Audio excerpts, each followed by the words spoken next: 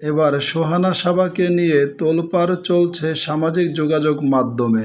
গণমাধ্যমে সোহানা সাবার দেহ ব্যবসার চাঞ্চল্যকর তথ্য ফাঁস শিরোনামে একটি ভিডিও প্রতিবেদন প্রকাশ হয়েছে।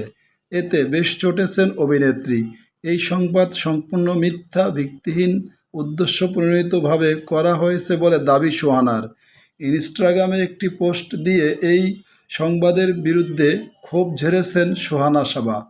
পোস্টে তিনি লিখেছেন, দেশের একটি গণমাধ্যমের অনলাইনে আমার বিরুদ্ধে ৬ সেপ্টেম্বর একটি ইউটিউব এবং একটি অনলাইন নিউজ করা হয়েছে, যা সম্পূর্ণ মিথ্যা, ভিত্তিহীন এবং উদ্দেশ্যপ্রণোদিতভাবে করা হয়েছে যাতে আমার সুনাম নষ্ট হয়।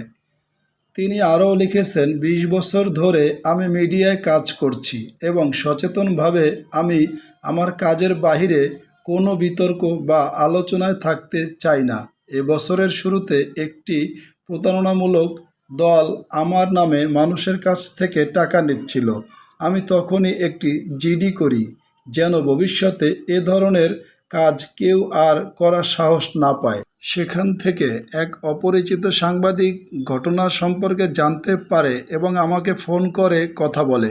এখন দেখছি সে আমার বিনা অনুমতিতে সেই কথোপকথনটি রেকর্ড করেছে, যা সম্পূর্ণ আইনের বাইরে।